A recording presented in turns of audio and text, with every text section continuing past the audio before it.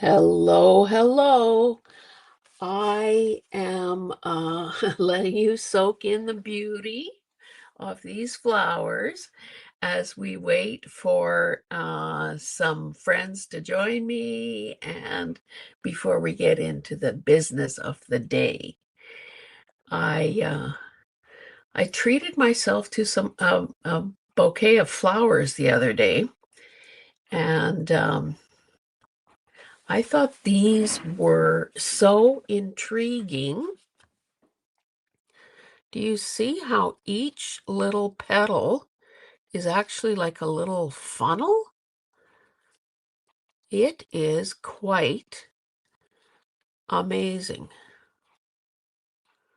Now, I hope that I have time to sketch these before they die.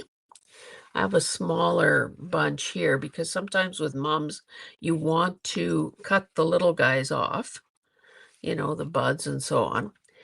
And what I found was that these were wilting. Oh, hi, Teresa. Do you like these flowers? I know you'll like the color. Um, so I was just saying that I hope I have time to sketch these before they die. Oh, hi, Susie. And I'll show the other flowers that were in the bouquet. This one might not. Oh, well, there are these mums, these lilies that just annoys me to oh, hi, Libby. It annoys me to no end when the buds dry up before they open. So I was coaxing these guys along. This one looks even worse. Um, kind of encouraging them to open before they die. Beautiful. My lighting is kind of crappy, but a beautiful gerbera and a carnation, salal, and yeah, anyway, I had all of these in a vase, and I noticed that these mums kept wilting. So I put them in in a smaller vase, um, with relatively almost hot water, and they perked right up again. So I think that, yeah, I don't know what the issue was. And maybe recutting the stems helped. Uh, oh, there's an ad? Hmm, I didn't realize that. Oh, lilacs. Yeah, I love lilacs as well. Too bad they don't do that well as a cut flower. You know, the old trick about take the stem and smash it with a hammer to help with the uptake of water. Doesn't work that well, I find. Okay, so they should pause during the. Okay, well, okay, guys, thanks for telling me that because I can certainly zip my lip for the first half minute or so. Uh, or maybe I could check settings and cut the ads out altogether. Like, I don't know. I'll have to look into that. Okay, so now that we've done this, let me get this out of the way, clear the decks here a bit.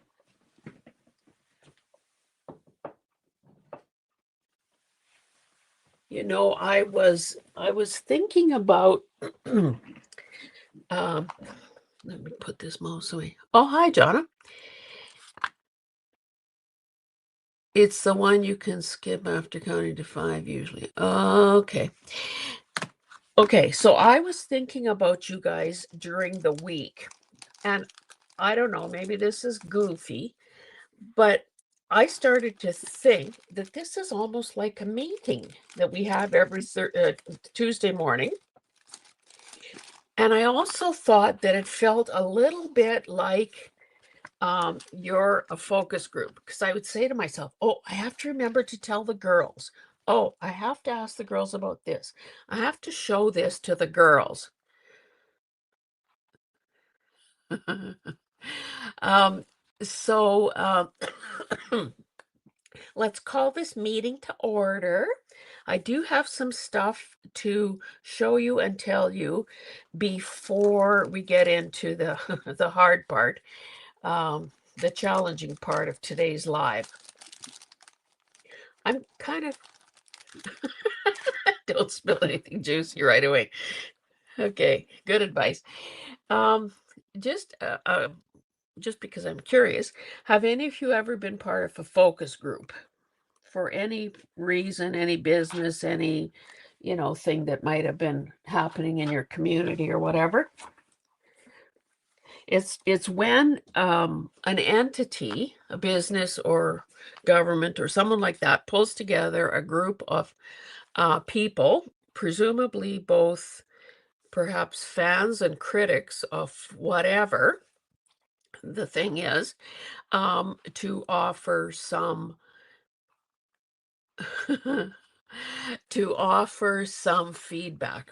So I'll tell you, years ago I was involved.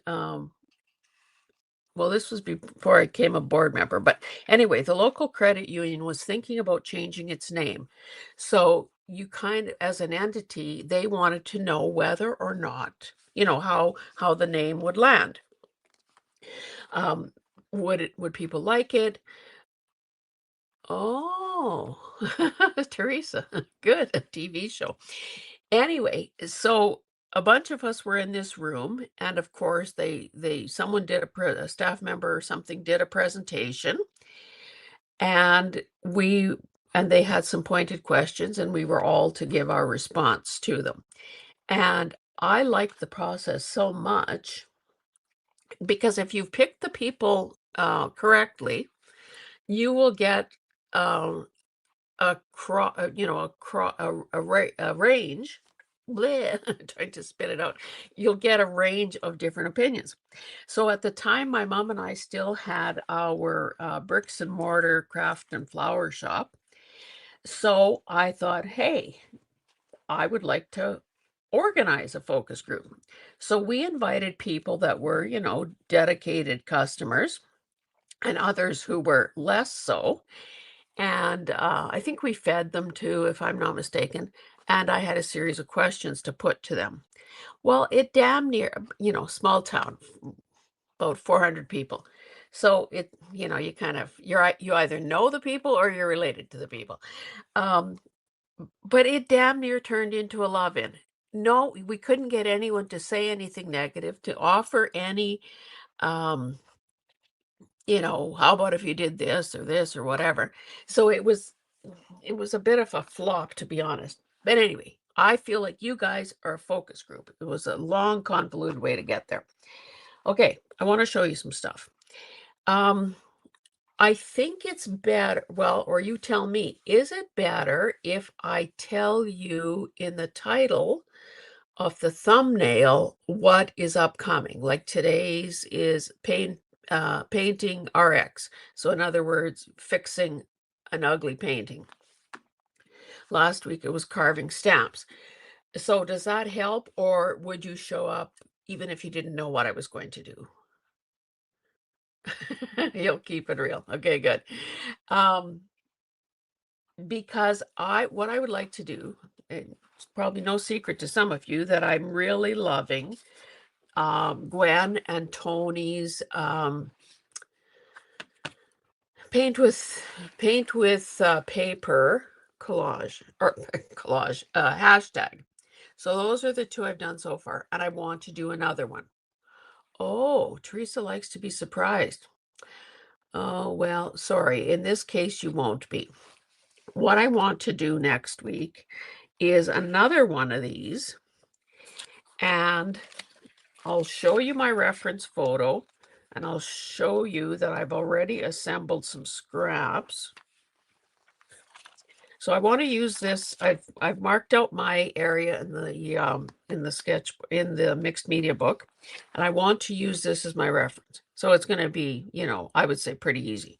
So I've already torn some scraps in different colors, And I thought that if you guys want to get, if they're looking for, well, yes. Oh, hi, Sandy. What do you think is? Of course, I should. Okay. Yeah. Maybe this is less a focus group and more a fan club. Um, anyway, the reason I'm showing you this ahead of time is because I thought if you want to play along, and I have to say it is so much fun. Yes, indeed, always the marketer. If you want to play along, it would give you time to find a reference photo and tear up a few scraps. And then, we could do it together as though we were in the same room or something. So anyway, that was one thing I wanted to say. Whether you choose to do that or not, of course, is your decision. Oh, I wanted to now, mind you, you guys are you all Americans? I went to Dollarama the other day, which I know you don't have, but I got this little, whoops, this little cute 3-pack of these little mini condiment bottles. They have a fairly big hole, so that's a pretty big opening. However, maybe in some cases that would be fine. So it's just a handier size than something like this. So I'll see how this works. So far I haven't really had a problem with my hands in terms of, squeezing. If anything, the problem with paint is getting some of those really tiny little covers off.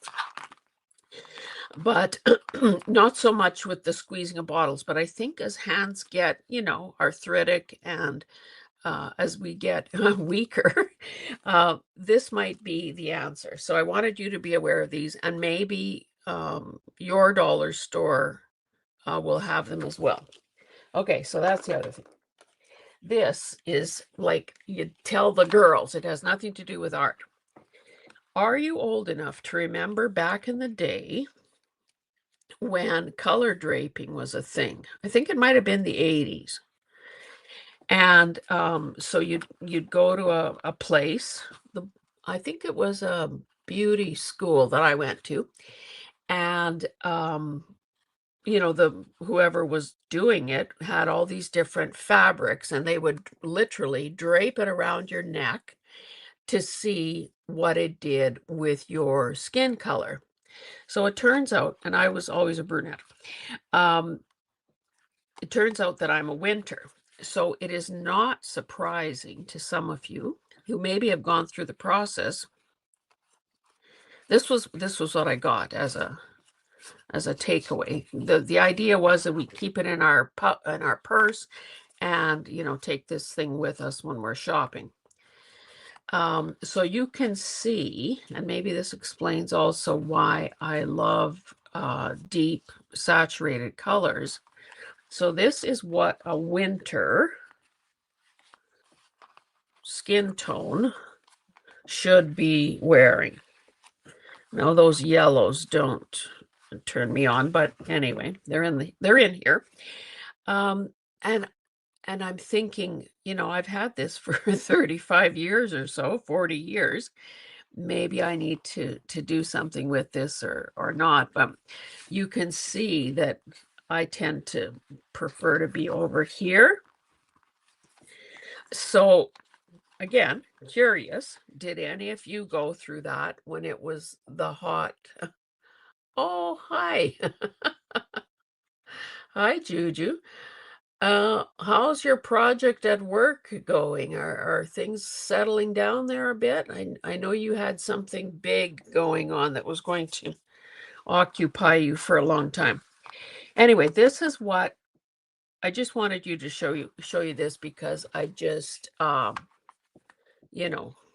rediscovered it the other day. Okay, one final thing and then we get to the job at hand. I am very grateful for the new subscribers that I have.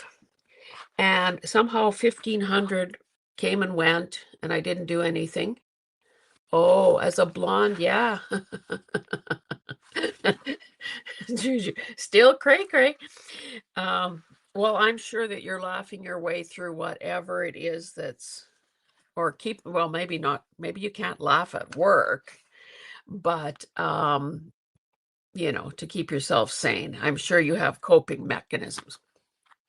Anyway, okay, so I'm past 1,600 subscribers and whatever. I think I bet, and I'm grateful for every single one. And oh, you can laugh at work. Okay, good. Um, so I'm thinking I'd better make a specific journal for a specific uh, giveaway. And I wanted to show you, I have a weakness for things like this. So I grabbed a bunch of them and I want to show you, and you can tell me, because again, we're in the middle of a meeting here. So you got to vote, put your hand up every so often. I'm going to show you a number of choices and tell me which one you'd like me to turn into a journal cover. So I shouldn't have started with the hardest one. This is some sort of like a little clutch thing almost. This might not be the best choice because I had a heck of, oh, there. I had a heck of a time figuring it out before. This is like a gray, and it's not leather, but it's got this cool post here. And of course would lend itself really well to being a journal cover. There's even this thing here where a person could attach a small snippet. Whether or not that pocket and these pockets remain or not, this I would probably, well, I don't know what I do, but certainly a signature could be sewn in there. This is Love and Lore, if that means anything to you. So that, or maybe this is black. Honestly, my lights are so crappy. Okay, so there's that. This, pretty funky, is, I believe, a holder for a tablet, if I'm not mistaken. But again, there are possibilities here. I'm not even sure how it's supposed to go. Maybe like so. No, that would be off. These, you know what, maybe this. So something could be obviously tucked into these elastic corners. Oh, that's not going to work. Anyway, I would have to use my, oh, hi, Carrie. Baby's like,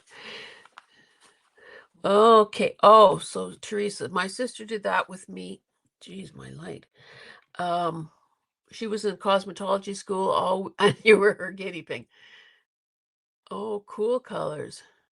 So yellow and green are bad on you. Yeah, I used to sort of know that, the color families or the skin tone and kind of what went with what. But okay, so this is a second choice. I would have to either cut those elastics off, but there's possibilities there for, like, it's essentially a folio shape. So there could be, this is squishy too. There could be two signatures put in there. So there's that one. Then this one is quite lovely. I think these things are called, well, it's that Asian thing. It almost reminds me of a frog that you can put on clothing. So this is all fabric. Those are not pockets. Oh, I didn't realize it was like this. Oh, huh. And it's got this little fake jade thing. So I could see this working too, again, like a folio with two signatures. I don't know. I would probably have to cover up this opening. So again, Carrie, the idea here is that I want to do a purpose-made journal for a giveaway, and I'm just asking people to tell me what they want me to use as a cover, and I'm just showing some options. This is like a rose gold. This was probably for makeup brushes or something, although I suppose it could be Well, it would have been for makeup brushes. This is plasticized here, so that would probably get cut off. This would probably have to be removed, but it's, it's nice to have sort of the self-tie. This would be almost more like a traveler's notebook size. So I got two more options here, and then you guys will tell me what you want, which one you want me to use. This one is very much, sort of country. It's very soft. There's really no structure to it at all. Oh, hi, Sandy. Oh, hi, Laura. Okay, but girls, Laura, even if you can only stay a little while, please vote. Okay, so this, I don't know what this little floppy thing is for. Okay, so there are a couple of pockets. This is all fabric. This is padded. Oh, not sure why. Okay, I don't know what this would have been for. And it's got, of course, I love the burgundy. So maybe that's supposed to, this is probably like a little floppy thing that closes it. And again, the self-tie. So you can see that I'm kind of picking things that are unusual, but I'm also picking things that will be fairly easy for me to get done because they're a smaller scale perhaps and whatever. So there's this burgundy one. And then finally this navy corduroy. Oh, that's an outside pocket. Okay, so this opens up. Pen holder, which is a plus. Oh, I guess it goes this way. Up. Oh, this maybe was for a checkbook or something. So something could be dangled from there. There's this pocket here. Oh, but the pen holder needs to go this way. So I don't know what this is supposed to be. And then, a couple mini pockets and a bigger pocket. Velcro to hold it together, which would limit the size it could be, and then another Velcro pocket on the outside. So we have 6 options.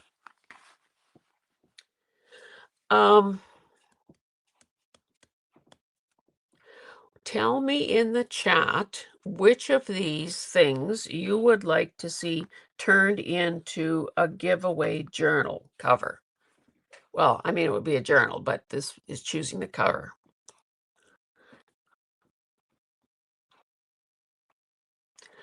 Susie is saying orange. Do I have to write this down? My kingdom for a piece of paper. So orange is getting 1 vote. Libby says the blue cord.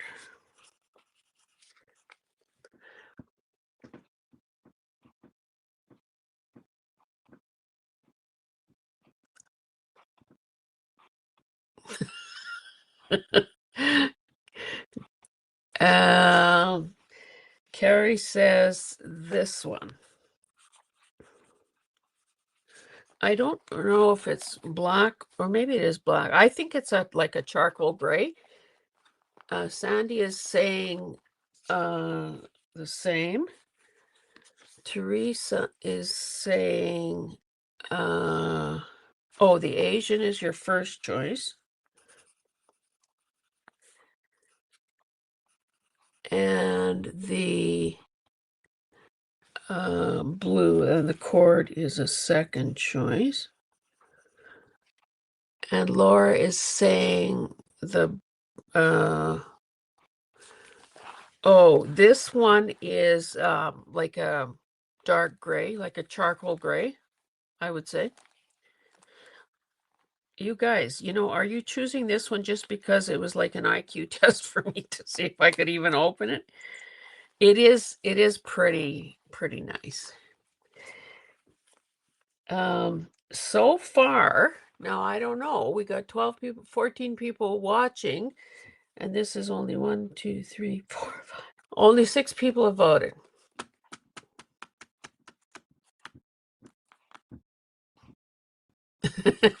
The gray one. Okay, I'll just wait a few more seconds before I whisk these guys away. It looks like this one and this one, and sorry, Susie, probably this one. And sorry, this one are out of the, and only 6 thumbs up. Oh, Juju is saying the gray or the Asian one. Well, it's looking like it's this one.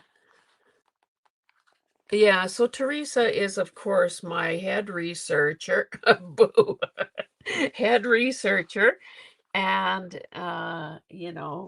agent.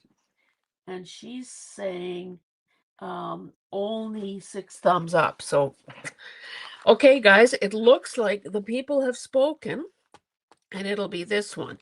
So I will schedule. Now, okay, I guess the second question. Do you want to see me doing some of the work on it, or would you rather it be a surprise? And let's just hope that let's just hope that I can make the giveaway international and get this, if it's an American winner, get this across the border. I could also, I guess the other option is I could, okay, but I hope YouTube isn't listening. I'm going to be in the US in May visiting Jonna and Carol and Angela. So I guess I could give myself a May deadline, regardless of the number of subscriber. Now,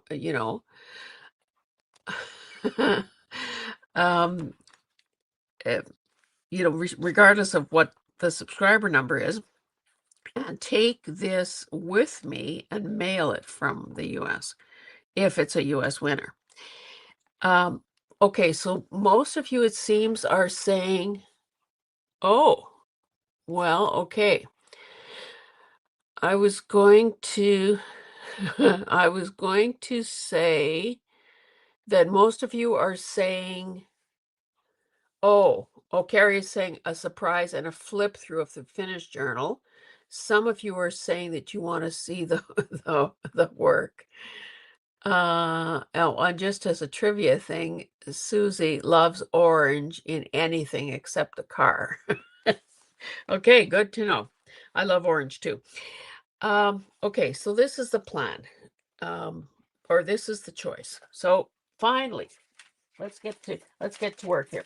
Now, you might want to shield your eyes because this is ugly. This is on Masonite. And it's really old. I don't know when or why I started it, but somehow the word tempered Masonite came to my mind. And so I Googled it. And of course, if you are using Masonite as a substrate, and there are a lot of good reasons why you should or could. So this is obviously the back side. The front side is smooth.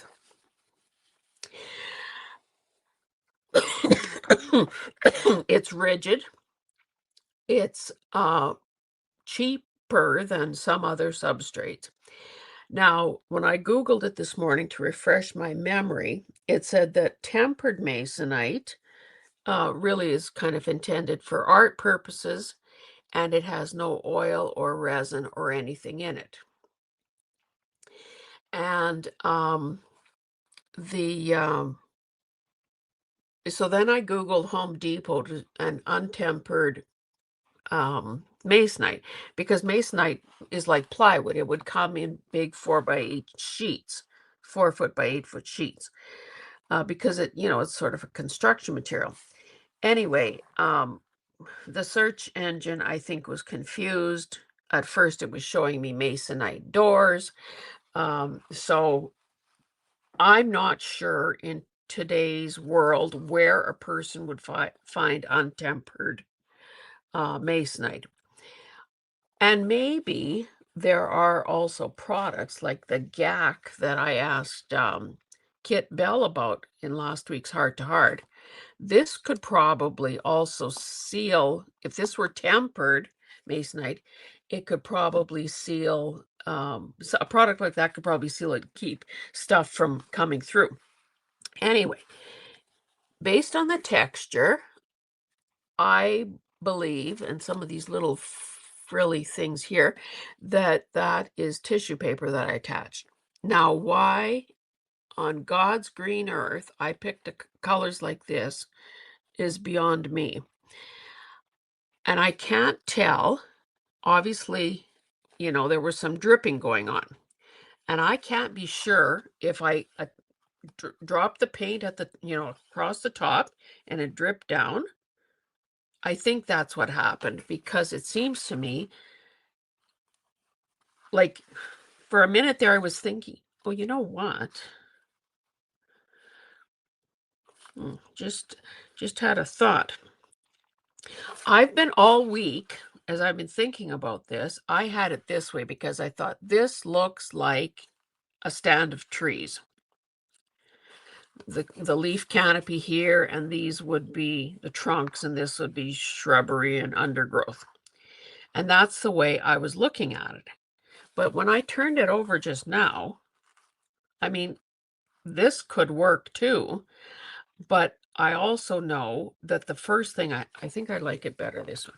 The first thing I know I have to do is get rid of some of those oranges, because let's face it, the orange, the red, that looks like fall foliage, but yet, the green. I think the green is lovely because there are some, variations in color there. So what I pulled together some paint. I'm just using my little old craft paint. I thought I would go with Payne's Gray right off the bat to, because Payne's Gray is sort of a blue gray, and it's going to create some shadow effects, because we know that at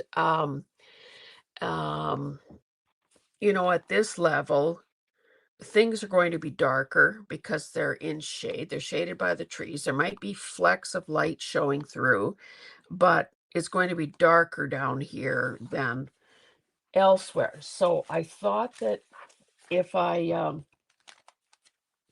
again, thinking about Kit Bell and some of the stuff she said last week, a person shouldn't be afraid of painting in negative spaces. So I picked kind of well, those two are identical, it looks like. Oh, yeah.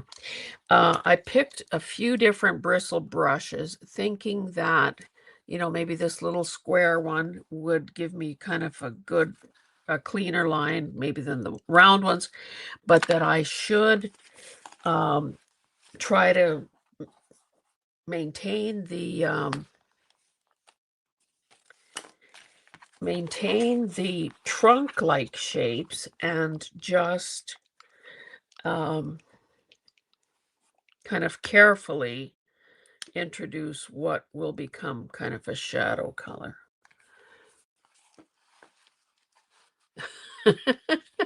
You girls are comparing your wheels. Datsun hatchback and a Pinto. Oh my goodness, Pintos. No purple cars.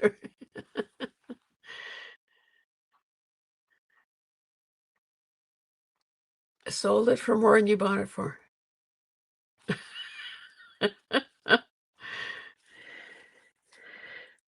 Did all of you people grow up in small towns or on farms by any chance? Because I find this conversation about vehicles kind of interesting. And it seems to me that maybe farm kids or small town kids had a little more freedom, shall we say.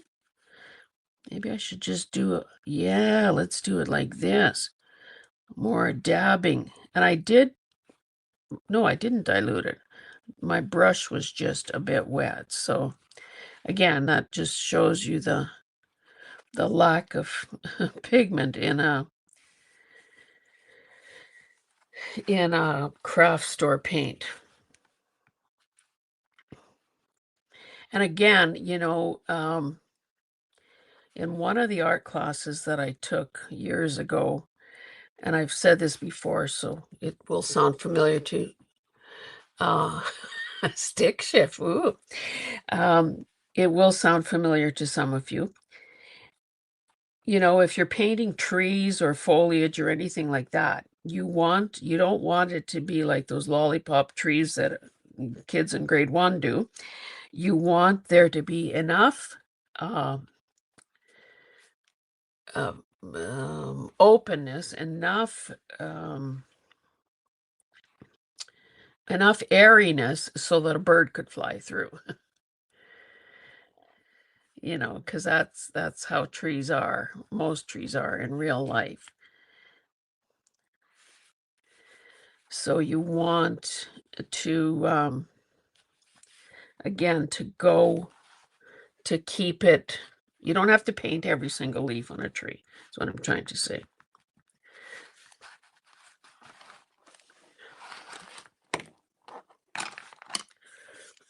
I have such a small area here. And I did also pull out some greens because, another thing that will add to this would be introducing a bit more green in the tree canopy. But first I want to knock back those colors because, again, it doesn't. If I'm trying to turn this into something realistic, like maybe the trees in the ditch across the road from where I live, then it needs to make a little more sense in terms of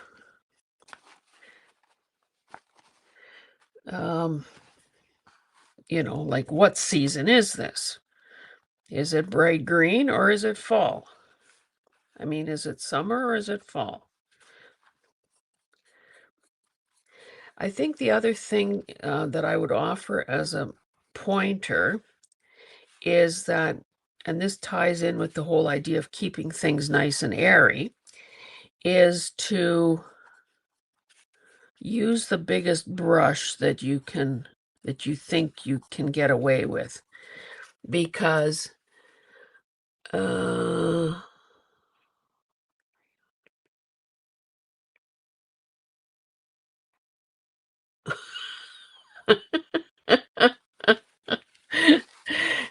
so Carrie can drive anything, which is probably a good thing with the commuting that she does. Tell me if this is the same where you guys live. There is this new, I don't know, thinking among young people, city kids, not farm kids, of course, that they don't even need to get a driver's license. They don't need to know how to drive because, my goodness, I guess, there's public transit or there's Uber or something like that. I think that is such a narrow way of thinking. And I think they're so misguided, and I can be damn sure that if those kids were mine, or if they were my grandkids, that I would be advocating for a driver's license.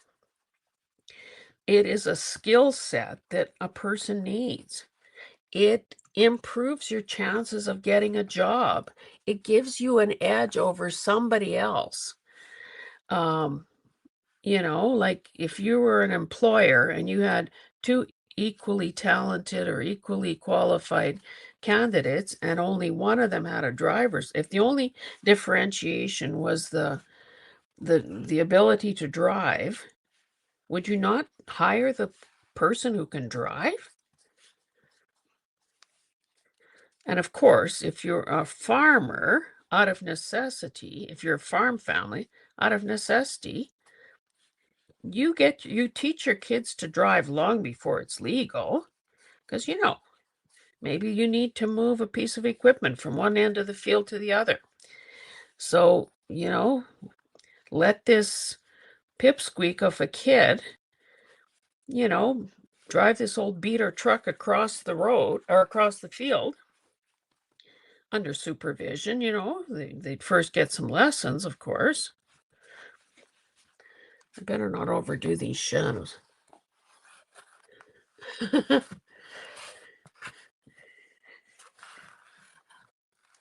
That, I don't know about you guys, but I think that helps already. And of course, as I define the tree trunks, it will improve as well. However, how am I going to... I need a remedy. Maybe I'll stop there because I can always add more if necessary. But now I need to tone down these reds and oranges up there. That maybe calls for some blue of some sort.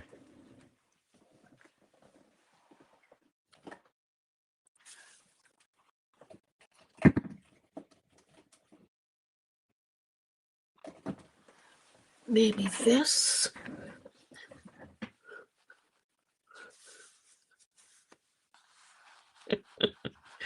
The shadows are bringing out the tree. Yes, thank you. Sandy, I have a niece, nephew in their 20s who refused to get a driver's license. We weren't brought up that way. Oh my goodness. Oh, yeah. Juju says that you start at 4 sitting on a lap. My son claims, and I don't know if we were this desperate for help or whatever, but he claims that we let him start driving a combine in the field when he was 9. Like, I don't know. I don't think so, but you know how kids and parents somehow have different recollections of what actually went on. So I don't know. I'm putting this, well, sky blue, a dab of it on the palette here, and we'll see what that does. That's probably going to turn this purple. If I just, again, I'm using kind of a pouncing technique because it gives me a more,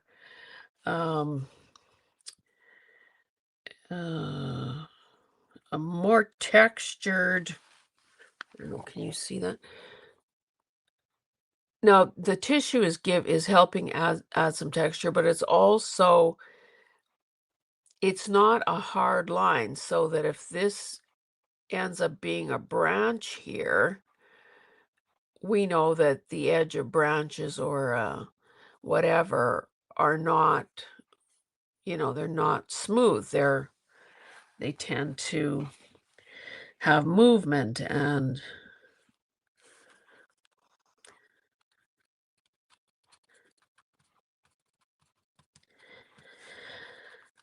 do any of you have old paintings?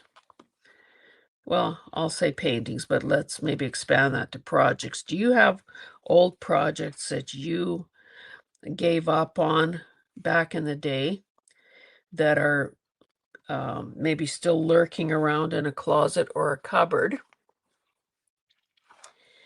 that, feel like a skeleton in the closet, like sort of accusatory, make you feel bad that, you gave up or you couldn't do it?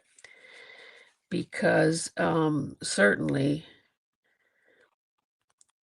it would have been easier to throw this in the burning barrel than it would maybe be to fix it.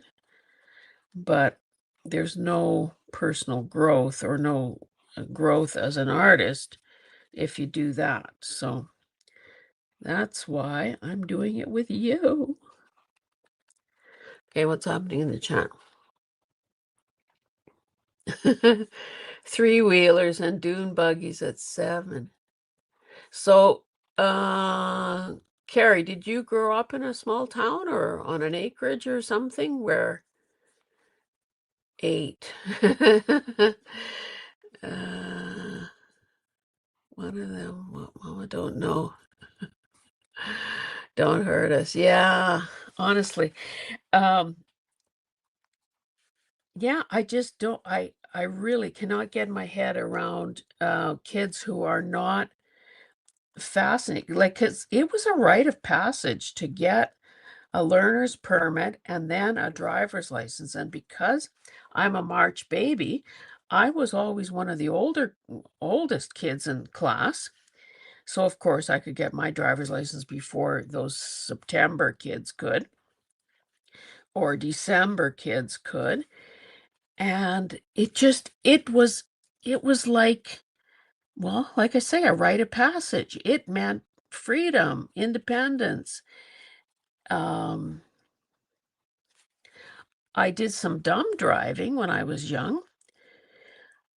I remember, like, outside of our town, there's, of course, the intersection that joins it to the primary highway. I mean, when I say primary, I mean it's a highway, but it's not like a freeway or anything, so it not that much traffic. Um, anyway, and then a quarter of a mile from that intersection was a tiny bridge, or just a, really short bridge over a creek. So some wise guy must have, at some point with the odometer on their vehicle, figured out that that's exactly a quarter mile. So that used to be kind of the place to go to drag race. Like how fast could you go in that quarter mile? Which, when you think about it, should have struck fear, would strike fear in anybody's mind. Okay, Laura. No, all of my work with okay, dirt road, small town. Teresa, all of my work was fabulous. I gave them away. Laura says, I have a lot of oil paintings that I keep telling myself that I will even set up my easel. Okay, well, yeah. Bring those albatrosses out into the light of day. You only need a driver's license if you went into town. Got my license at 16, then someone stole my wallet, so I just didn't drive until you were 19. Sandy, there's no helping my axilla. She's buried deep. Um, okay, this is looking, well, it's looking like white. It's a pale. I probably should have picked something, or I should have mixed maybe some titanium white into that to get a little more opacity. Or I could, I suppose, put another light layer on over that.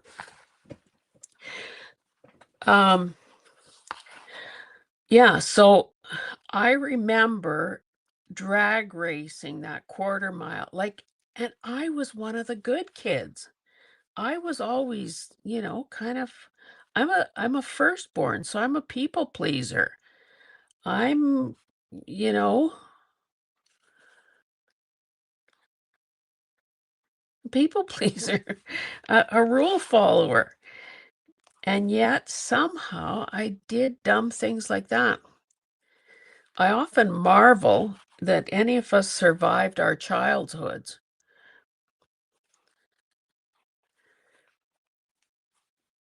Those of us that are older, part of our earliest lives were lived before seatbelt laws came into effect.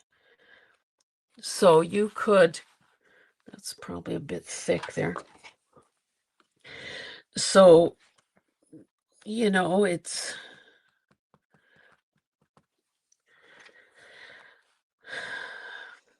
and then we kind of needed the help of the government to keep us alive with these policies.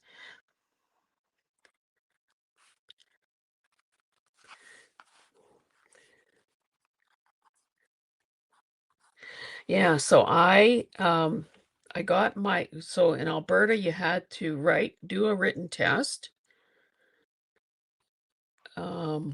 at well, the soonest you could do a written test was age 14. That's when you could get your learner's permit.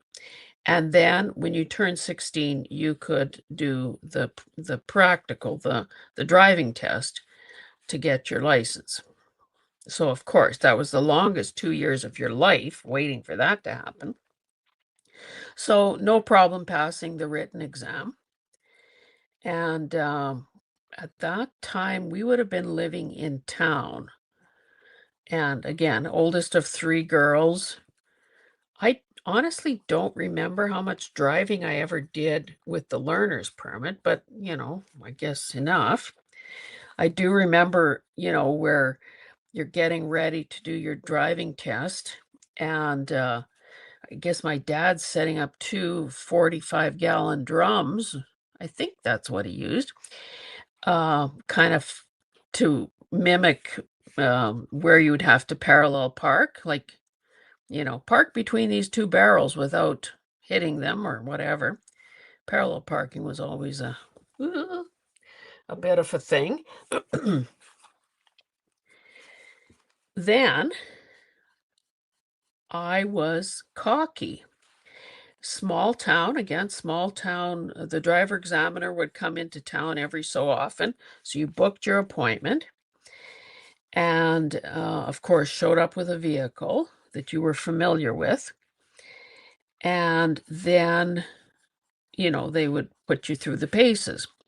Well, if Main Street is essentially almost 4 lanes wide, but there are no lanes, there are no traffic lights, there was angle parking. Um, Yet this, I don't want to say fool because he was an official of the government, but honestly, I wasn't prepared for the idea that here in this little one-horse town, that there was an expectation that I was going to change these imaginary lanes. So if I'm making a right turn, go get from the center to the right lane to make the turn. Well, apparently that was what was expected. So to my humiliation and horror, I didn't pass the driver's test. I can't remember if there was something else that I did wrong. Um, but I guess in hindsight it never helps. It never hurts to have your wings clipped.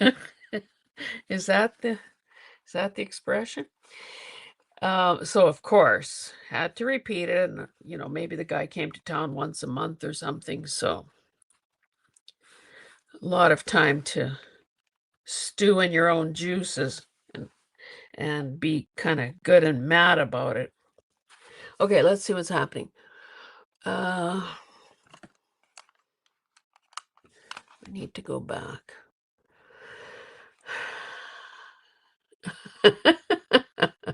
Okay, see you, Carrie.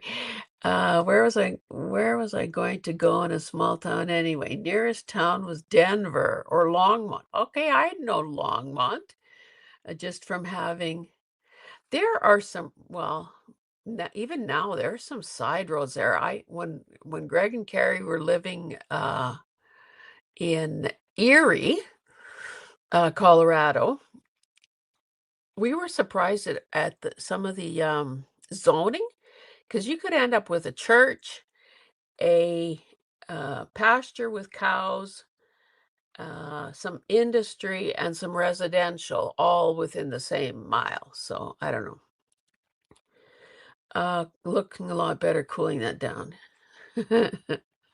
Yeah. Uh, Picadillos. Oh, and cringeworthy. Those are kind of loaded words. Okay, we would cruise Main Street in Longmont. Here we cruise the Renton Loop. Kids can't cruise anymore, so they street race, and that's more dangerous. Yeah, that used to be the thing in a small town, when there are only so many streets to begin with. Um, they, you had to make you had to make the, um, you had to make the same loop umpteen times on a Friday night. Okay, you guys are, um, like, and I have to say, looking at my monitor, it does seem to have helped. And I'm not going to seek to get rid of every little speck because those bits of orange, I could maybe turn them a little more yellow. They could be a little sparkly bits of sunlight coming through. Okay, what is Jonna saying? Totally off topic, but create a path to my desk. Oh, yes.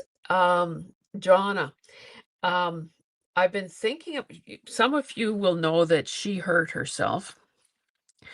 Um, and so, we were aware because of texting and so on.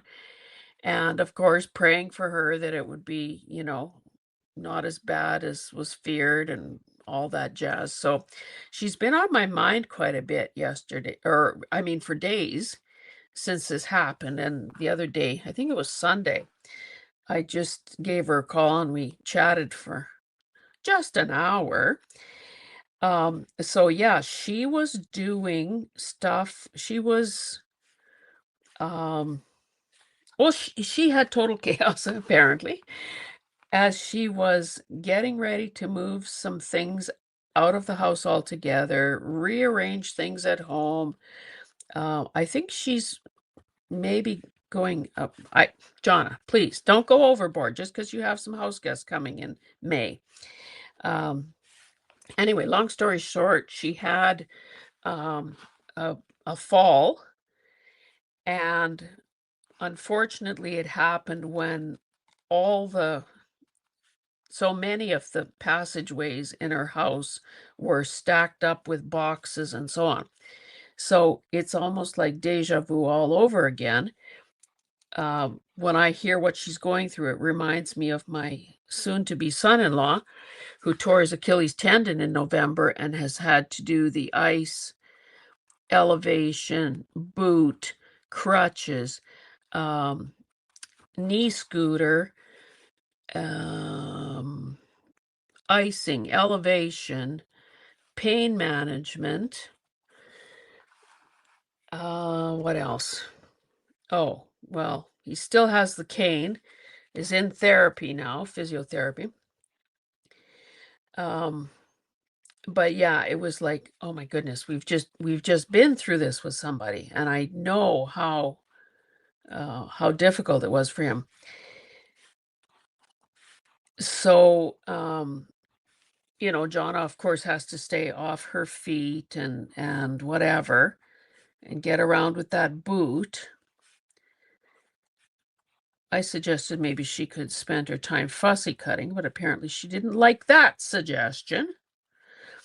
So she's been dragging stuff around, pushing stuff around with her crutches, um, so that she could make a path to her desk. And of course, there she could sit. You could also put a stool under your desk so that you can keep that foot elevated, because even, sitting kind of is not the greatest. This is almost well, you guys probably don't know, but in Canada, there was a famous group of art. Look at me comparing myself to the group of seven. Honestly, it kind of has that feel. Okay, let me leave that where it is. Maybe try to do a little more definition in the foreground. And then, oh, hi, Terry. Good to have you here. Erie was only a few miles away. For high school, we had a choice. Erie, I don't know what that one is, and Longmont. Yay for the path, Jonna.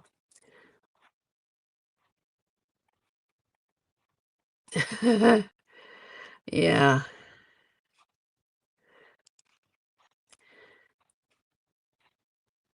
Put a box under your desk for, okay, good. Okay, Susie is saying leave it. Now, what does that mean? Do you mean stop right there? Leave it sort of ethereal like that? Or do you mean stop with that light blue that looks white? I see some of this stuff is what is casting the shadow there? Some of these bottles of paint.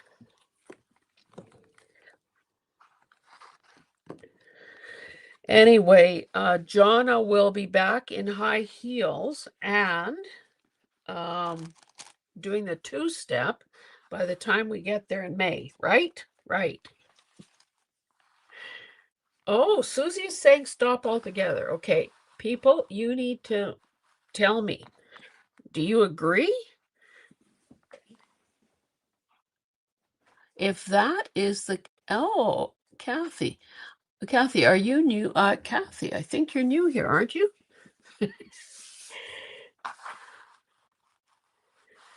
Well, that is pretty darn.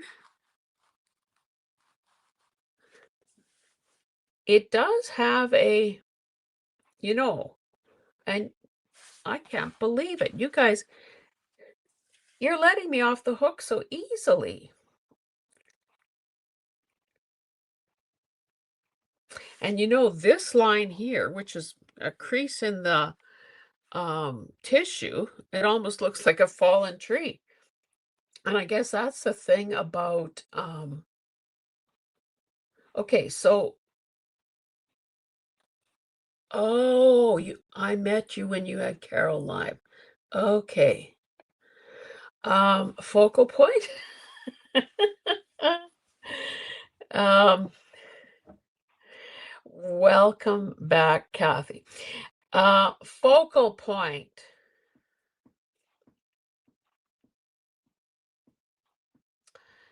Well, I guess the area that my eye is going to is kind of right here because it seems so different from everything else. I have to say, I'm not that, and you guys, it's,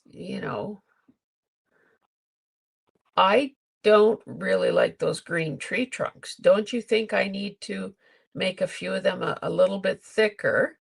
Now, of course, it will get tricky when it butts up against these shadows because that's going to be, that will be close in value.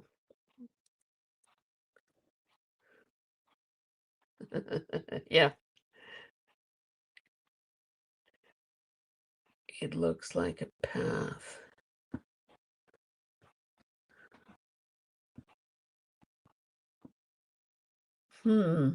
Okay, I think you might have to trust me on this. I'm going to, that's espresso. Thought I had an ochre here, some sort.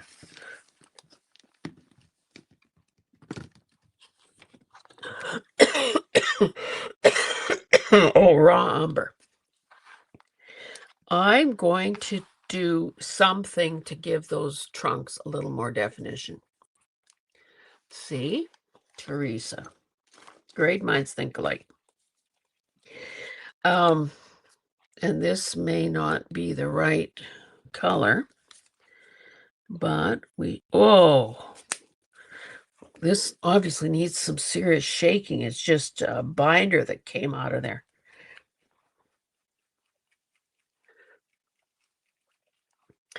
Oh, yes, Masterboard Madness. Thanks for the plug. I hope all of you are watching that and enjoying what you're seeing. I can't believe that, we're getting to the end of the month.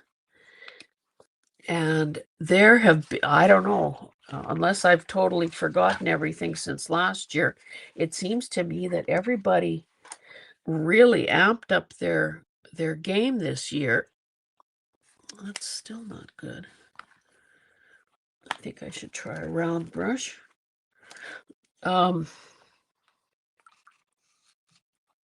I think everyone amped up their game this year because there were some, or at least in my little world, there were some never seen before ideas. Oh, good, Libby. I still am trying to figure out how I'm going to boy, that's just you well, you guys can't see.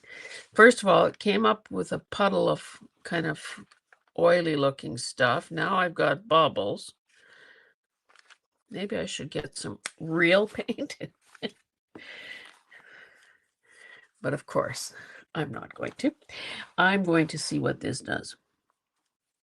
And there's probably not enough pigment there. How about if I get some out of the cap? That's a trick that I use sometimes when I just need a wee bit.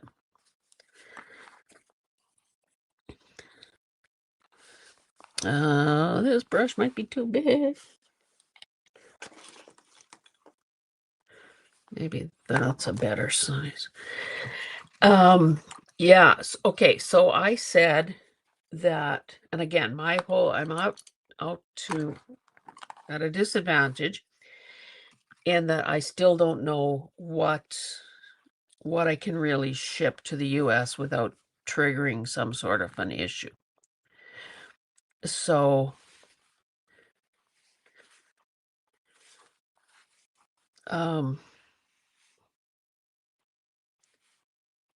sorry, I'm just concentrating. So I'm kind of getting the trunk to come and go because I don't want to paint a straight, like a stick for the lollipop. And then have to, add the branches and so on, the leaves again. I guess this crooked tree will stay crooked.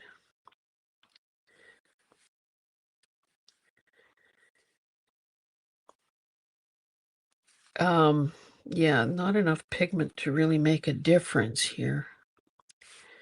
I might have to get better paint. Oh, I started a sentence and didn't finish it. Okay, so I said, because I almost drove myself around the bend last year, the criteria for winning a prize last year was that you had to watch every single video, you had to subscribe to everybody's channel, and you had to comment on every video. And only if you did all those things, oh goodness, were you entered into oh,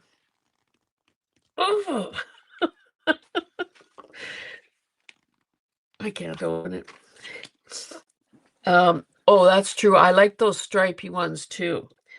Caught his video yesterday. In fact, I took a quick peek at my strips to see if I had anything like that to use. Okay, so we're going to add a bit more here.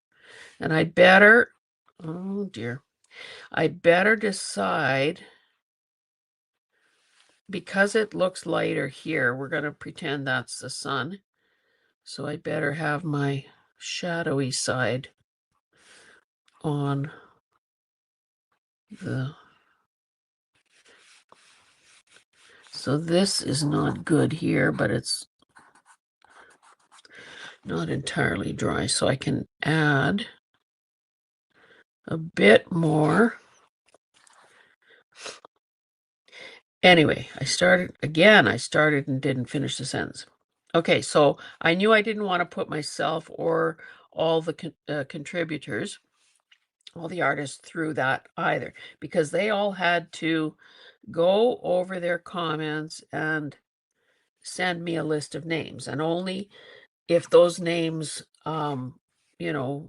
sort of cross-referenced, was the person entered into the draw. So I thought, nope, not doing that. Got to learn from your mistakes. So what I said was that I would just randomly pick one of the people that contributed, the artists that contributed to the collab, pick one of those people randomly, and then somehow pick a random comment out of the comments on their channel. So I still have to do my March 30th, no, 31st video. I didn't want to do it till I could, comment intelligently on what I've seen.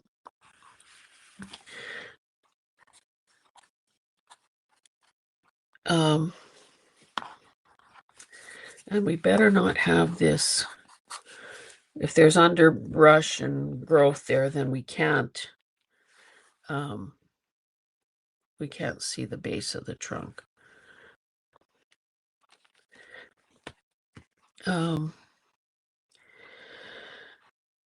So anyway, and because, the people like I don't have the schedule in front of me, but the people whose videos aren't appearing till about the 29th or 30th or so on, there needs to be time for people to actually see them and comment on them and so on. So I'll have to figure out a date, sort of give people a deadline for getting them watched and commenting, and then pick. Well, I can easily throw the creator names in a hat and pick that way, but then I just can't figure out a random way of picking a comment from the selected channel.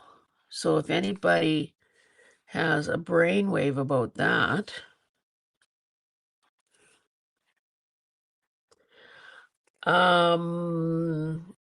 it can. Oh. I was busy paying it. I was doing what I was doing. So, okay, let me see what's happening. Laura, if you're still here, goodbye. And if I missed you, well, I hope you'll forgive me. Okay, let's see. I gotta go back. May I make a suggestion that instead of shipping, you do something digital, like scan one of your paintings? That would save your shipping issue. Well, that's a thought for sure. Does it trigger? At its worst, yes. Now, again, I don't know. Oh, hello, Teresa C205. Got another Teresa in the house. You're new here, I believe, or the first time you've identified yourself if you've been before, so welcome. I'm trying to fix an old painting, and if you go, later, of course, if you go and watch the replay, you'll see what it was at the beginning. I better not let the paint dry my brush. I'm just trying to catch up with these things. Okay. So, well, welcome, Teresa. Okay, so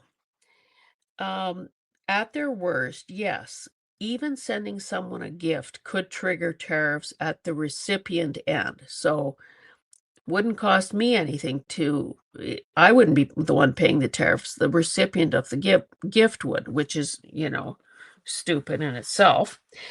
But then the Supreme Court in the US, ruled that those tariffs were illegal, which is what we knew all along and what we've been saying all along. But of course, your guy is not taking, he doesn't just whatever. He's vowed to find a way around that. So I just haven't been to the post office to talk to my postmistress. And again, she's not running Canada Post, but if I'm mailing, more than likely it would be through her. So I want to know if I have to start doing some kind of god-awful paperwork, proving the content of like, I bet you that cover, that wallet thing, where is it, that you guys voted on? If it's got a made in China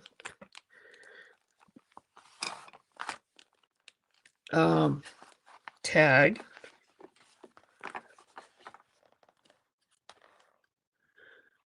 that made in China, of course. that could trigger a tariff.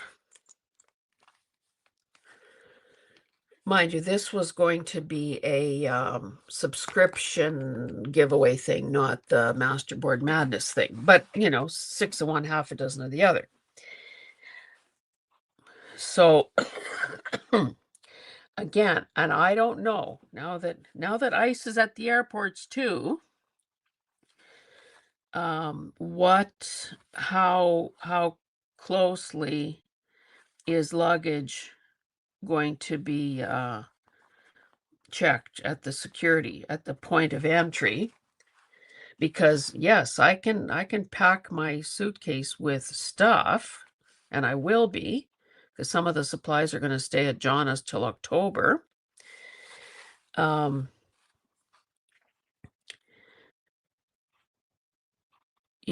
don't want something seized by border security, and I don't want to have to pay tariffs, and I don't want any winner to have to pay tariffs. So I guess if it's an American winner, then I could try mailing whatever, but Libby might have the best suggestion yet. See, are you guys noticing that as I'm sort of adding this, sort of defining the trunks a little more, it gives me it's automatically making the branches and the greenery a little more definite, a little more, making a little more sense. Yeah, but I was going to say those anyway. It you don't it was a kind of a goofy thing I was going to say, so I'll spare you.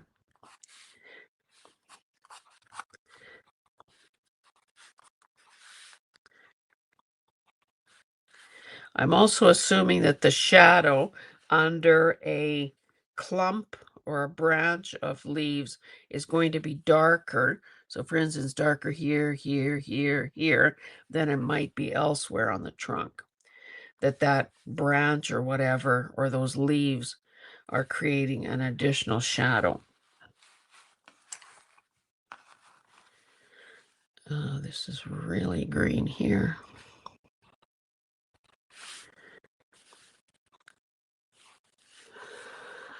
Mail something that you make at the retreat as a gift.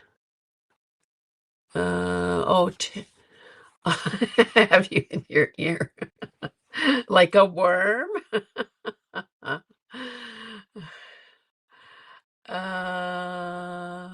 Thanks for stopping in, Terry. Okay. Let me see what I missed.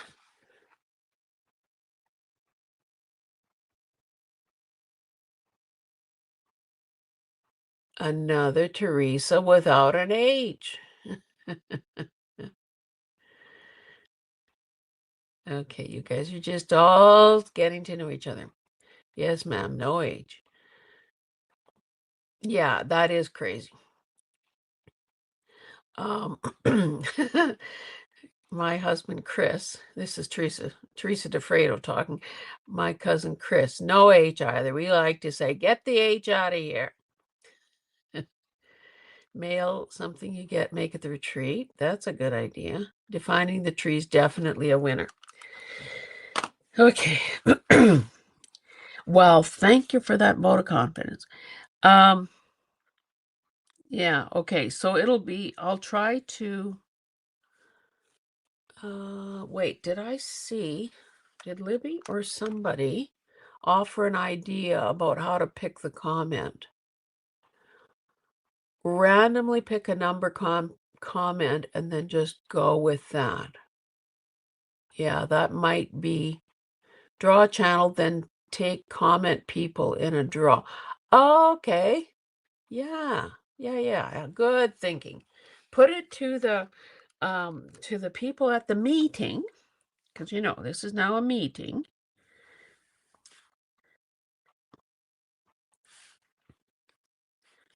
Focus group meeting. And again, because the drips, I'm assuming, again, for those of you that came later, I don't know where, why, when, why, or whatever I did this. I'm thinking that that was paint dribbling. So, of course, it dribbled crookedly, which, of course, makes the trees look more real. Because we know that in a crowded situation, that trees don't necessarily grow straight like arrows. Now, is it, whoops.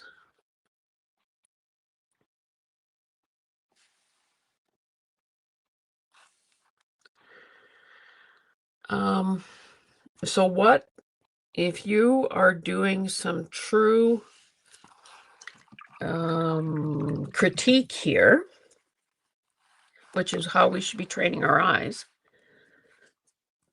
you should be, when I show it, you should be looking at any place that your eye gets stuck. Wait, let me get this sort of at the right angle. Like this, I'm going to do something about that because that's neither here nor there. So, do I have a maroon color? Maybe I have to use this red. Maybe if I mix it with a bit of that puddle of brown that I have there. Because, you know, there are leaves that are sort of burgundy in color, even in, whoa, even in the middle of summer. So I'm just going to, I don't know what that's going to do. You know, there's a fine line between brown and burgundy. Mind you, I maybe needed a bit more like a blue. This is probably too light. Maybe I needed Payne's Gray, a dab of Payne's Gray. Come on, baby, you can do it.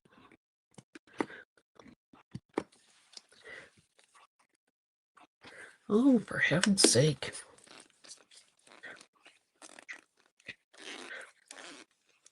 Oh, why is that so tight?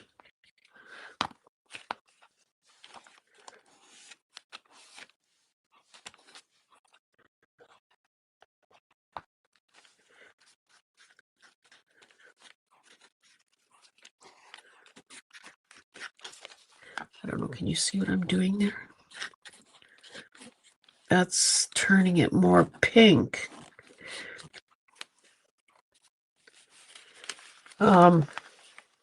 Which is not what we want. Oh, look, and I gobbed up the...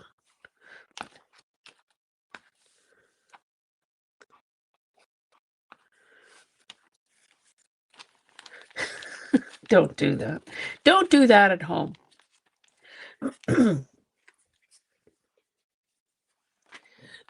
I think I need to try Payne's Gray.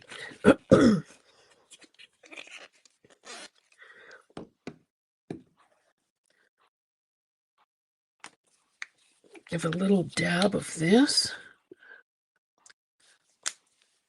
and see what we get.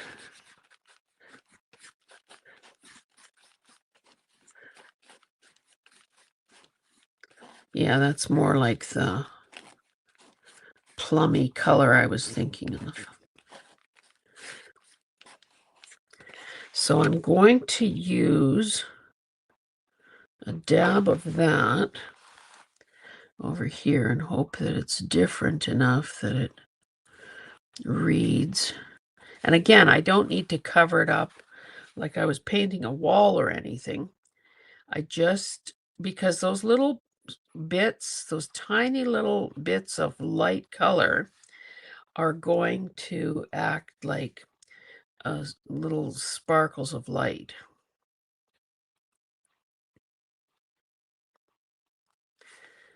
Is that, oh yeah, it is reading, even on the monitor, it is reading as a different shade.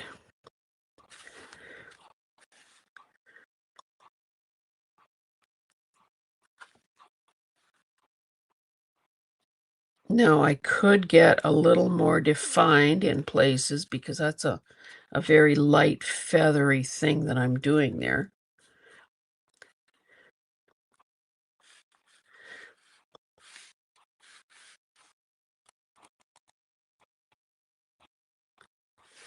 Then it appears more like something has an actual shape to it.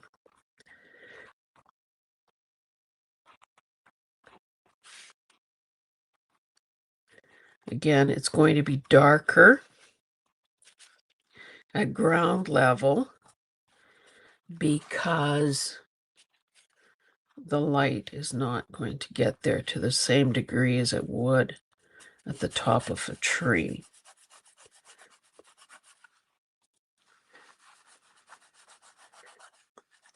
I think it really helps that I had that tissue paper on there because there's some built-in texture that is coming just with that. Now, when Laura was here, she was saying, focal point.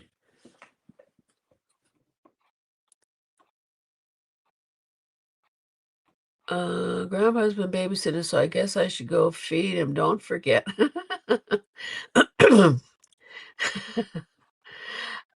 Susie saying glad. Okay, thanks, Teresa. Of course, you are number one.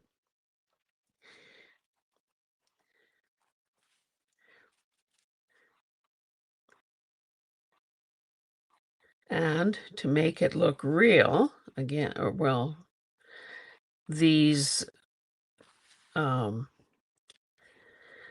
overlapping the bottom of these tree trunks in places because that's exactly what would happen. If you walked into a little, grove of trees or stopped along a roadside and looked at the trees growing along the fence line, you would know that you cannot see down to the ground. It's just a mass of color shapes.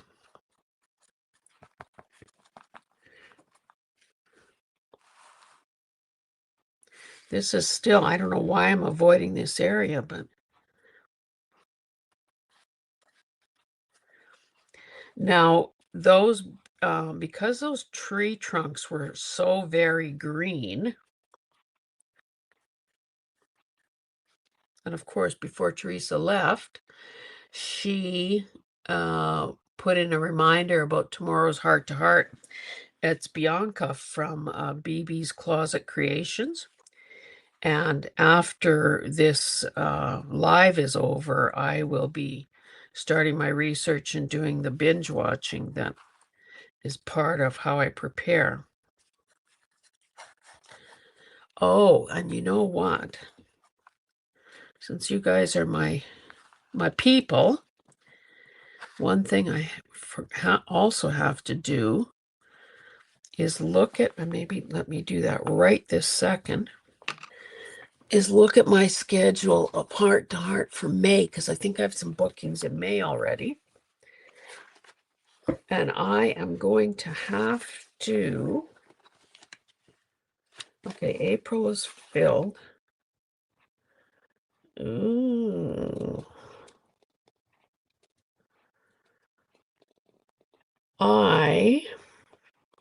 Okay, I'll tell you what my issue is. Some of you will know, Teresa definitely would have known this, that, was it 2 years ago now? I went to Winnipeg to meet a fellow YouTuber, a fellow Canadian. She lives in New Brunswick, Kim Newberg. And if you're not subscribed to her channel, you should. Anyway, I go not knowing, at that point, my face had never been on camera. My avatar was, I don't know what I had or whatever. Nothing that anyone could have really recognized me by. I think I need to do something more to those trunks. Maybe introduce a bit, like turn them more into poplars or birch. I wonder if this white is good enough to do that, or whether I'm going to need titanium white. Like, anyway, long story short. So excited for Sandra. Oh, yes. I think that's going to be a good one as well. Okay, so back to Kim. I'm Ukrainian. Winnipeg has a Ukrainian population. Kim is not Ukrainian. No, I think maybe I can't remember. I don't think she's Ukrainian. Anyway, so Thelma really doesn't have any videos, but she's a master crafter, and I don't know if Juju is still. Oh, hi Bianca. Were your ears burning? We were just talking about you and how right after this live I have to get on the start binge watching whoops, some of your videos as part of my research. This is a really long, convoluted story. Anyway, so I land at the Winnipeg airport. These girls are picking me up. I don't know what either one of them looks like. I'm coming down the escalator, and there are these two women with a sign. Like, I thought maybe there'd be, like when you get to an airport and sometimes you'll see somebody, a driver or a tour bus guy, holding a sign saying with your name. And so that's how you know where to go, like whoever's picking you up or whatever. So I expected maybe a discreet little sign like that. Well, no, these two women are dressed head to toe in Ukrainian garments. They have a sign, Vitaimo Hazel, which means welcome Hazel. Like, I mean, they have wreaths in their hair, and like, I mean, it was just, I started laughing halfway down the escalator when I realized what was going on. Totally gobsmacked by this kind of reception. Damn near felt like a celebrity. Anyway, and that was a start of some of the best days that I've ever had. I had been, flying for a while. This was, I don't remember the exact times, but it's mid-afternoon, I would say. So I'm thinking, yeah, I could stand to eat for sure. And they thought, yeah, we should eat.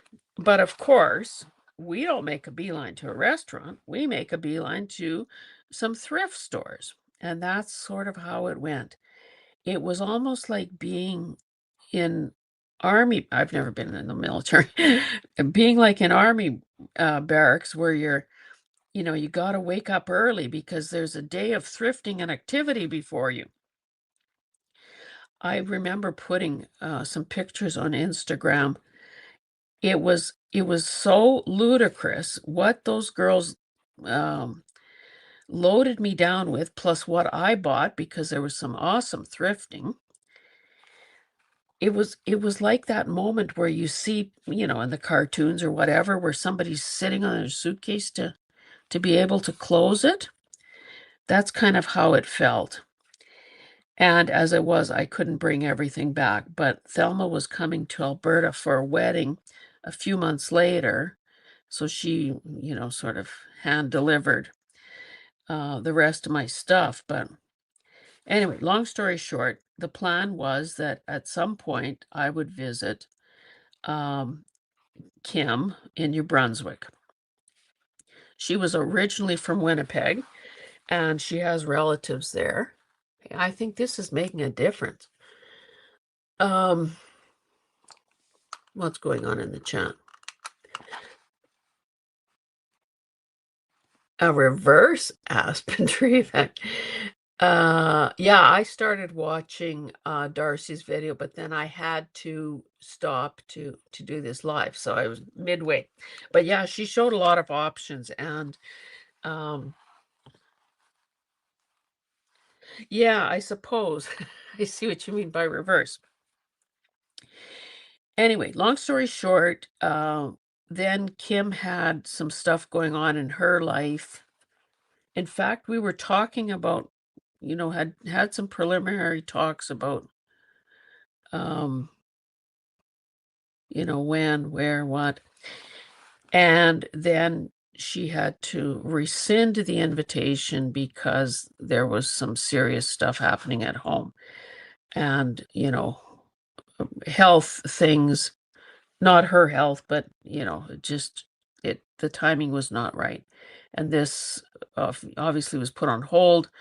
Her content on her channel really kind of fell off because, it's pretty hard to maintain a YouTube presence when all hell is broken loose at home. And, you've got worries and bigger fish to fry. So, anyway, the other day, maybe Sunday, out of the clear blue sky, I get an email from her inviting me to come to New Brunswick in May. Now, if you know May,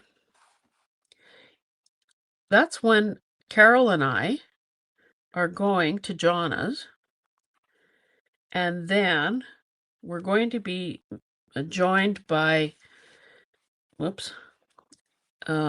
Teresa, by Angela, and then we're going to the venue in Georgia where we're having our live retreat in October.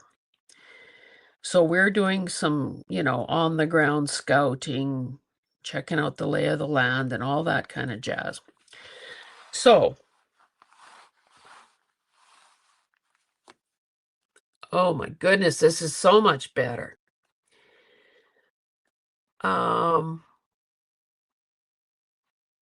And this, I don't know, here, these strokes in some places are different than others, like more decisive than, say, this. And it's just like, it's light hitting that side and sparkling. I am so pleased that I bared my soul here to you guys. Anyway, back to the Kim story. So Thelma's coming again from Winnipeg. So I'll be reunited with Kim and Thelma. There's apparently some kind of epic fabric sale that happens during that time. And there are some other New Brunswick friends of Kim's that we are going to spend some time with together. And she says, I'm going to love those girls, Jen and Deb. So picture this. I'm trying to keep the content coming on my channel. I'm in the thick of Masterboard Madness. Thank goodness I have journals done for Carol and Jonna and a good start on one for Angela, which I now have to hop to and get that done for May. I have been saving stuff for a journal for Kim for a few years now, but of course never started it. Then you guys helped me pick a cover for a subscriber giveaway just earlier in this live. And now I am not coming empty-handed. So yesterday I found out what Jen and Deb are into, and I'm going to be doing little, well, you know how things get away on you. I'm going to be doing some sort of a journal for each of them as well. So how does this happen?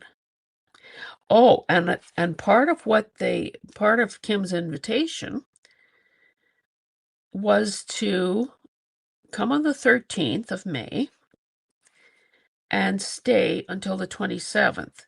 And that would have allowed me to go with them to a new 3-day crop in the area in another city. Just 3 days of cutting loose and crafting. But when I looked at the calendar, I thought, well, that barely gives me time to that's if everything goes well. It barely gives me time to get home, unpack, do a load of laundry, and then get ready to go to Georgia. So how, like a younger, more foolish Hazel would have said, yes, I can do that. So what if, but I drew the line at the 3-day crop. So I will just stay for, what is it, 7 or 8 days. And then I'll still presumably be able to get home, unpack, repack all the stuff that I have to take with me to Georgia, including those completed journals and who knows, maybe a prize. So life is going to be a bit kooky, or let's say a little kookier than usual. Well, I must say I am loving it. You could picture this on a postcard. And I guess I have to say I cannot believe the transformation. And for those of you who came late and didn't see the true ugliness at the beginning, you need to do that. I realize I got all these shadows. Oh, that was my palette knife. Yes, it could always be worse. I could have a broken ankle.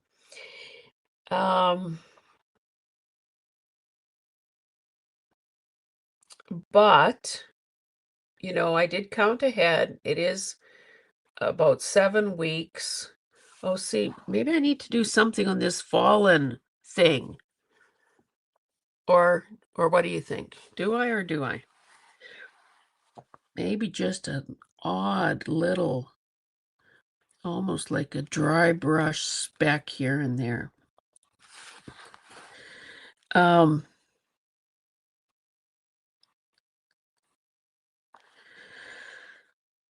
What was I saying? Oh yeah, it's about 7 weeks until the New Brunswick trip. And I've been to Nova Scotia a couple of times and loved it. Oh, and this is all staying at Kim's house. So, any food allergies, any things you don't like? This is the guest room. This is this, this is this. And I'm thinking, what did I ever do to deserve such kindness? I mean, I love it. And of course, I would say I'm a good guest and an appreciative guest. So naturally, I'll be treating them to some meals and, obviously bringing gifts and so on. But I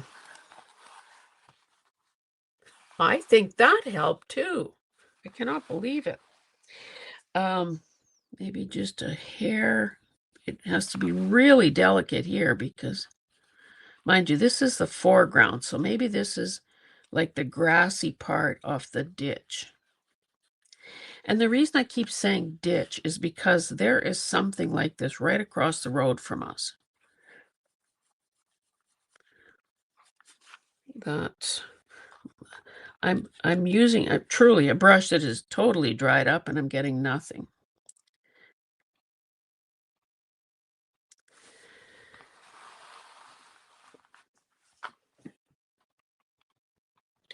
So imagine the kind of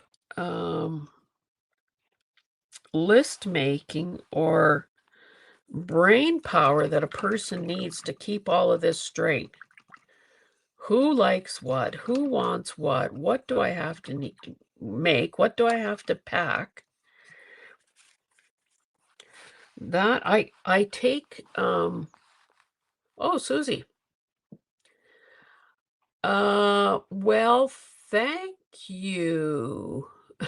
Looking forward to the interview with BB. I hmm. I think I'm sufficient. How are we doing for time? It's almost 2 hours. I kind of feel like, um, maybe I don't. Trying to get all the shadows off there.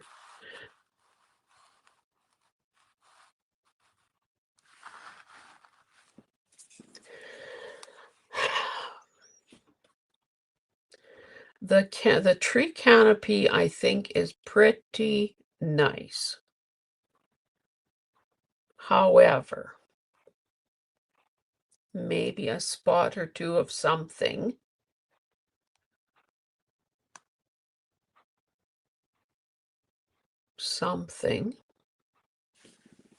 would be good. I do have this, what is it? Fresh foliage. Oh, just what we need, fresh foliage. Maybe I will try a discreet little spot or two. A big rock. Um, can you tell I was gonna ask you this tomorrow. Um, what do you prefer, Bianca or BB? Um, Bianca basically said as much to me in an email that she's kind of nervous. And I said, do not be nervous. For one thing, like I got you covered. Um, I don't, I don't ever, um, you know, try to put anyone on the spot or no gotcha type questions or anything like that. And see, it seems to me that these clumps, these branches that are lower down would get more light than the denser tops there. Um, Plus, obviously you're going to be among friends. Everybody, well, not everybody, but a lot of the people who show up in the chat like so faithfully are also people who have been there themselves. They've been guests and there's a certain curiosity. I don't know for sure, but I think there are some people who just tune in to see what so and so might look like, particularly, if they've never shown their faces on YouTube before. I think most people, though, stay for the content and the good conversations that we have. There are some people who can never make the live because of their circumstances, work or mealtime or whatever it is. But it would also make sense that it would be brighter and lighter around these little patches of light.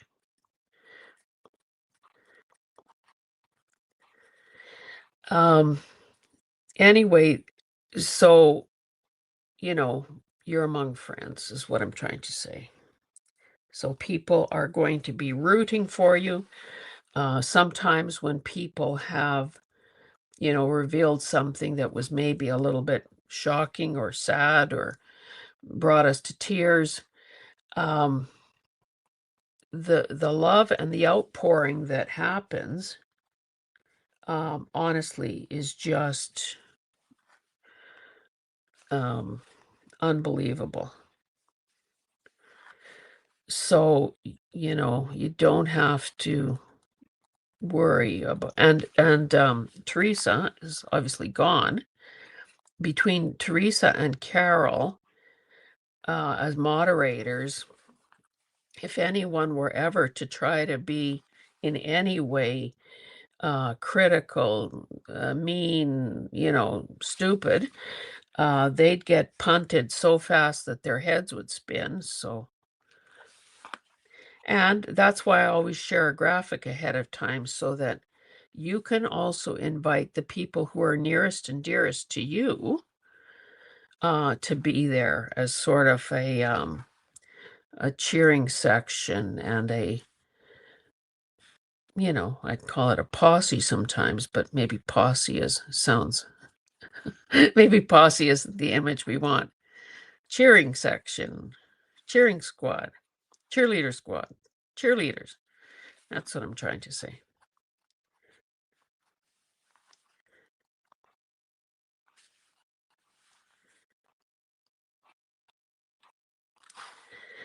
So do not panic is the long answer.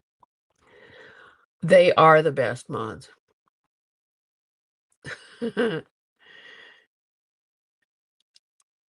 Oh, well, yes, Juju, you have a soft spot.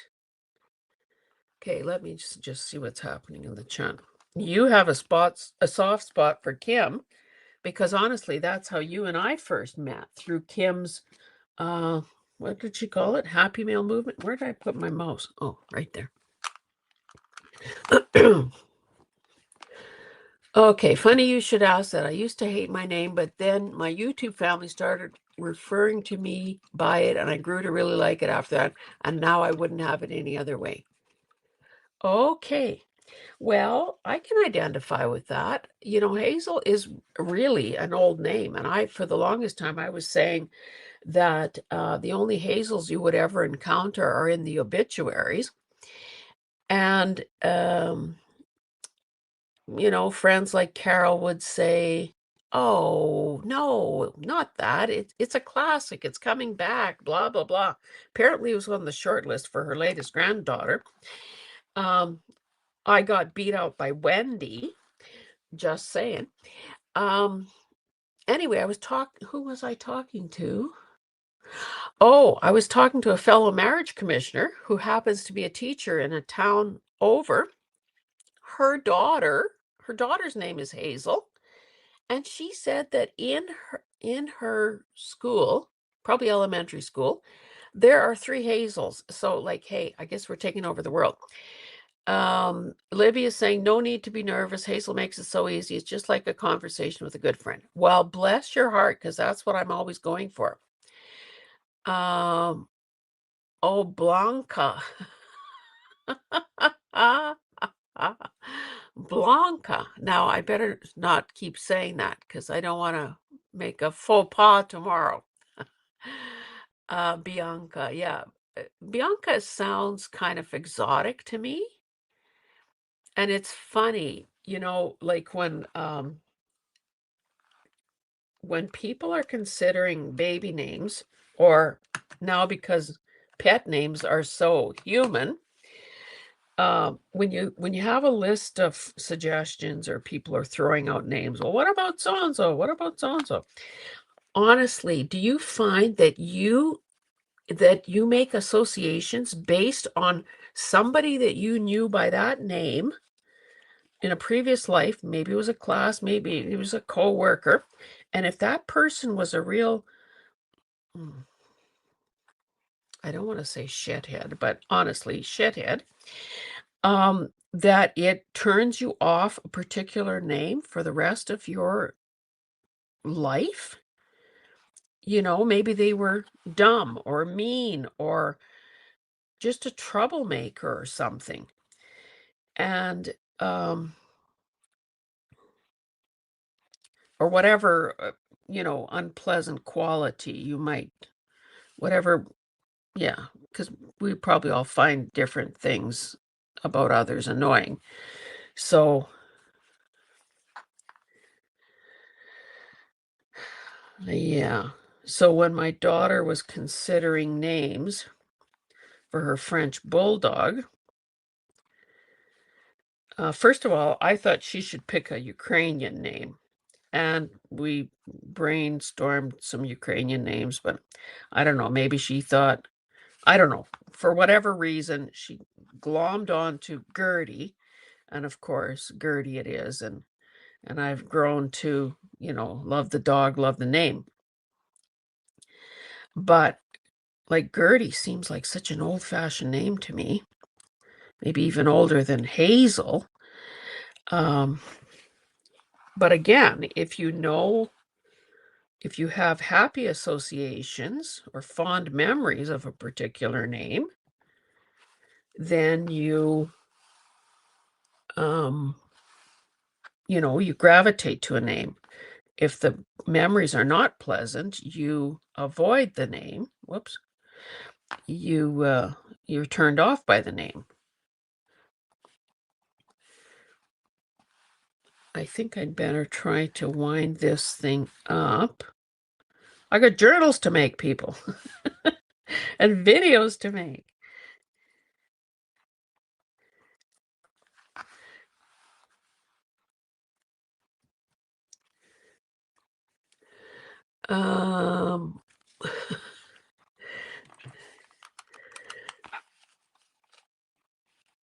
Okay, when I told I was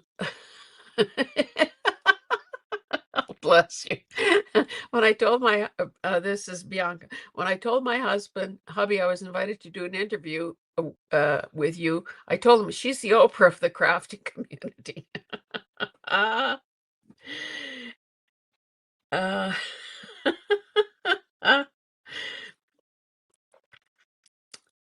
uh, yes, so I'm going to be able to spend some time with Kim, and your name will probably come up. And I think, because she's had challenges with, a sick, with, health issues with, I don't know how much she's talked about it, so I don't want to be the one to tell her story. I am going to make my best case. And of course, she was one of the very first people I ever invited to be a heart-to-heart guest because, of course, I had the advantage of knowing her and having, shared meals. And she, at that time in Winnipeg, she was staying at at her aunt's. Thelma, of course, was at her house, and I was in a hotel. And you may know that I like to save a dollar when I can. So I booked some kind of a place. Because Kim picked me up at the airport, she's then taking me to this hotel. Well, I'll tell you, I go in there and I am horrified. And I get back into the car. Kim says, "Well, what do you think? What do you think?" I says, "It's scary." Like it was kind of dingy, and it was, I don't know, it not a good vibe. She says, "Well, then don't stay there." I says, "But what, like, part of the problem was that I couldn't get a reservation at a better place. Do you think that that woman did not drive me all over Winnipeg looking for a place that kind of, and I'd either go in or she'd be driving, I'd be calling. And of course, there was some sort of damn convention or something in town and not a room to be had at a reasonable price at any decent place." So eventually she remembers that her brother had stayed at this hotel downtown, and it turned out to be a really lovely place. Um, so yeah, that's the kind of above and beyond that she was doing.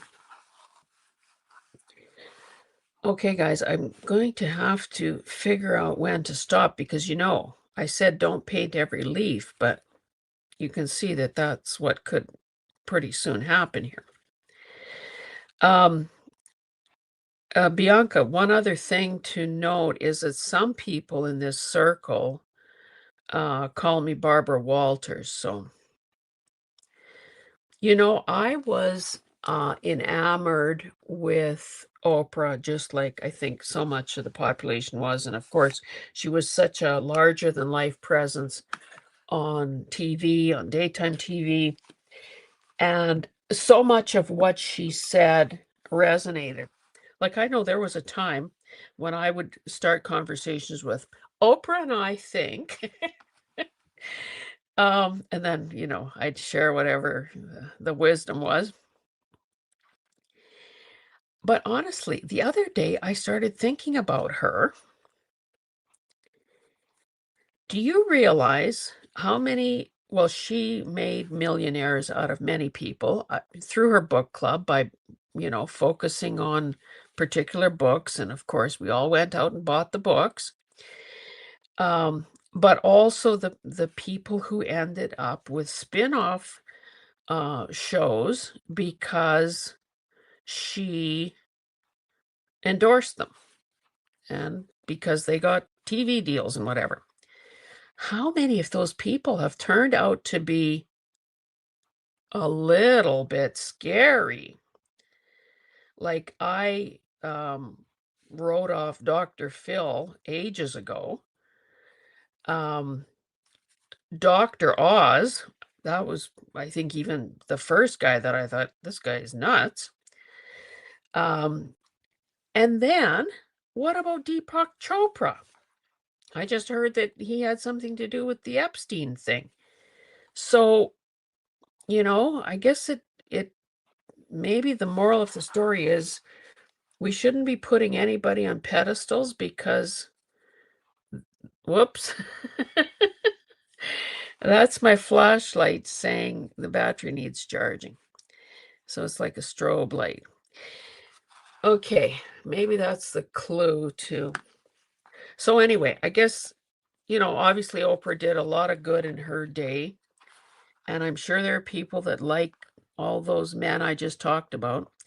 But it just goes to show that we can never give up our own thought process, our own discernment, because how about finger painting? uh, because we have to run everything, including what I say, through our own filter and our own life experience, and we shouldn't be taking anybody's word for anything. We need to make our own minds up about stuff. The only person we should be taking guidance from is the good Lord. And I guess that's only true if you're a Christian. Okay, how about that?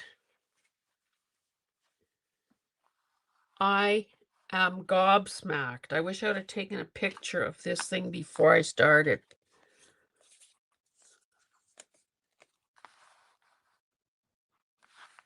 I love it. And if this doesn't convince you that practically anything can be saved, then I don't know what will. Okay.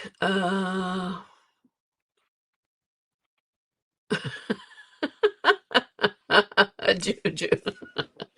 Never going to date a guy named Brian. And Bianca likes the name Yolanda. I really like the name Desiree. Now, that was, I don't even know. I didn't know a Desiree. It was a book title. I don't even think I read the book, but it's sort of, kind of a French name. And that was one of the names that we were considering for my daughter. Desiree, Deirdre. Why did I like Deirdre? Don't know. But maybe that is what, maybe I was glomming onto names that weren't people I knew. Maybe that's it. Okay. The chat cracking up. Okay, well, yes, so that means you should be here because this is This is like, well, I said at the beginning that it's like a focus group, it's like a meeting. I feel like calling it to order. We have to have an agenda. I did some show and tell at the beginning. Um, so yeah, it's just a conversation. And I said, I feel during the week, I think, oh, I gotta show the girls. Oh, I gotta tell the girls. I gotta ask the girls. Okay. Um, so yes, Kim. Um, Barbara, another one. You're absolutely right. Oh, again, the lights. Let me turn these off altogether. Whoa, that's ceiling lights for you. Okay. Oh my God, I feel. Are you really helping them or just use? Yeah, there's a what's the word? Well, on YouTube we would call it clickbait. Gorgeous. Thank you, Cynthia. Fabulous. Love it. Oh, Penelope Minerva. Well, but she was probably called Penny, right? Oh, Yolanda's a negative name for you. And like not so long ago, there was a guy on TV talking about the most common names in Alberta for the past year. Because of course, when you register a baby, I guess somebody's keeping track of, that. And for the umpteenth year in a row, something crazy, like maybe 10 years, I think Noah is, one of the popular boys' names. Again, don't have any grandkids that need naming or any babies that need naming or anything. So it kind of went in one ear and out the other. But all I thought is, yeah, be a kid in kindergarten or grade one when you're one of, 4 or 5 Jennifers. Like, who needs that kind of thing? I wouldn't want that. Jennifer W, Jennifer D, Jennifer, whatever. Yeah. But then, of course, there's the other extreme where people, especially celebrities, do dumb stuff and name their kids something weird that will equally scar them. Anyway, guys, we need to stop here. Thanks so much for hanging in. I am, well, say it one more time. I cannot believe how this turned out. So I, Ben Affleck in the chat when you mentioned Jennifer. uh, yeah. So honestly, if you need the encouragement of trying to save something, play this video again because it didn't, considering that I wasted quite a bit of time talking and with my show and tell in the beginning, it didn't take much to turn this from ugly duckling to, swan. I would now actually, should that be the final thing? I can never let you go right at the first attempt to say goodbye. I'm going to find a pen and I'm going to sign this baby because I always tell you where, whoops, accidentally turned on the light. I always tell you that your signature is your final mark.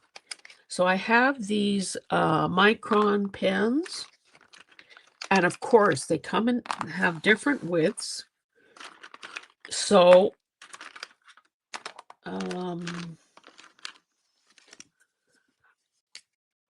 that's going to be too thick. Now, obviously, you can make your signature as discreet as possible.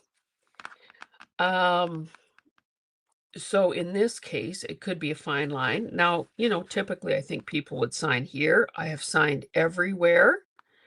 I've signed here, I've signed here, I've signed vertically along the edge, along a trunk or a stem.